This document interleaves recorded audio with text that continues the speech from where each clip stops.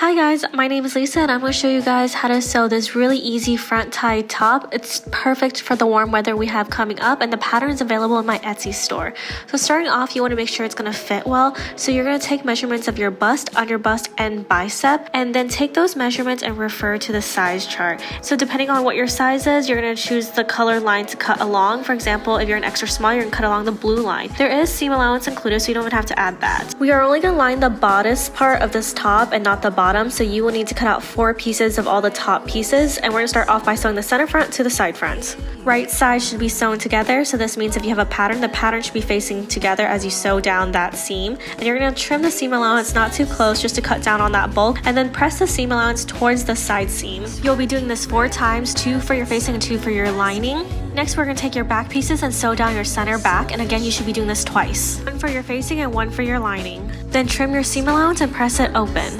Now your front and back pieces should be completely sewn together, and you're connect the facing pieces and the lining pieces together at the shoulder seam. And what I mean is your facing front should be connected to your facing back, and your lining front should be connected to your lining back. And once that is completed, you're going to sew along the neckline with right sides together. When you are sewing the facing and lining together, make sure that all the seams from the facing match up to the lining seams. For example, the shoulder seams of the facing should match the shoulder seams of the lining. And since this is a curved line, feel free to take it as slow as you need to make sure that you have a straight line. And then you're going to trim that seam allowance and press the seam allowance towards your lining, and you're going to top stitch that down. Top stitching is the secret to getting that nice and crispy neckline that just looks super professional. So you will top stitch just all around the neckline, and look how nice it looks. Next, we're going to finish the center front keyhole, and take whatever trim you're going to use as your closure, whether it be a ribbon or whatever. I'm going to use this pretty elastic trim, and I'm going to start by stay stitching it 1/8 away from the center front just so it doesn't move. Then that elastic trim is going to be sandwiched between the facing and the lining with right sides together, and we're just going to sew down 3/8 of away from the center front. Then push that seam allowance towards the lining and top stitch.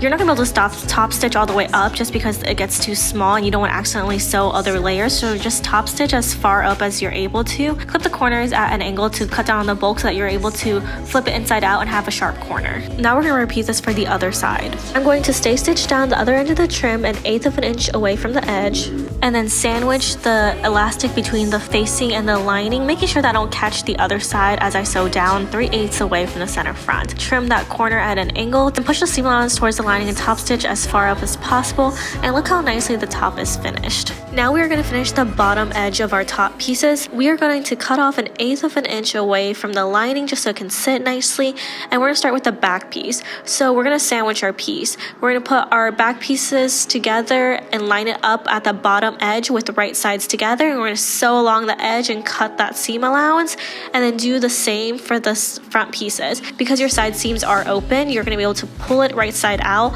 once you sew up that bottom edge. Again, trim any corners at an angle to cut out the bulk so that it can turn out nicely. The bottom edge of the 2 front pieces as well as the back piece should now be finished. Press it out so it's nice and neat, and this is where you should be at so far. Next, we are going to put in the sleeves. On a sleeve pattern, you're going to see 1 and 2 notches. The 1 notch means it should be lined up to your front pattern piece, and the 2 notches means it should be lined up to your back piece. It also helps me to mark the center of the sleeve pattern. So we are going to run a long basting stitch between the front and back notches to slightly gather the sleeve cap. Now we are going to pin the sleeve to the bodice with wrong sides together. I like to start off by matching the center notch of the sleeve to the shoulder seam of the bodice. And once that is all pinned, it should match exactly the sleeve cap to the bodice. Then we are going to sew that sleeve to the bodice, again with wrong sides together because we are doing a French seam. Trim that seam allowance and then press that seam allowance towards your sleeve, and then with right sides together, you're going to sew along that seam, and this is how you're going to have a nicely finished sleeve cap.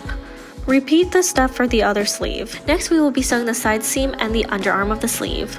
Make sure at this point you have notched where the slit of the sleeve should be. This is another French seam, so we're going to be sewing with right sides together. The arm side seam should match, so after matching that up, we're going to start by sewing the side seam of the bodice, starting from the bottom of that bodice all the way through to the underarm of the sleeve and stopping short of that notch that we had marked for the slit. Trim that seam allowance and then sew it again with right sides together to complete your French seam.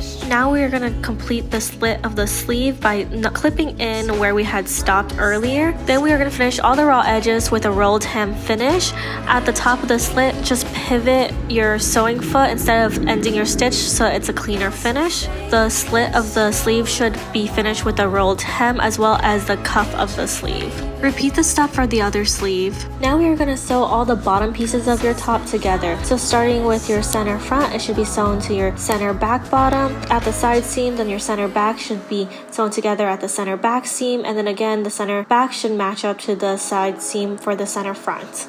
And then you're going to trim your seam allowance because yes, we're doing another French seam. I just like to use French seams because it looks a lot cleaner and neater than my serger sometimes. After that is completed, you should have all the 4 panels of the bottom of the top all sewn together. Then you're going to do a roll hem finish on all the raw edges. Now it's time to join the top part of my shirt to the bottom part of my shirt. And in order to do that, I'm going to use this nice trim that I have and top stitch it to the bottom edge of my top. Then the bottom part of the trim is going to be top stitched to the top part of the bottom. And that's how I'm going to join the top and bottom of my shirt and create that nice bust line detail. Then for me, I knew I wanted ties at the top and the bottom of the keyhole, so I'm going to take a piece of string or whatever you're going to use as your ties, fold it in half, and then just top stitch it down at that bust line. And here's the final top. It's definitely going to be one of your favorite pieces this summer because it's just so easy to wear. Thank you so much for supporting me and purchasing this pattern.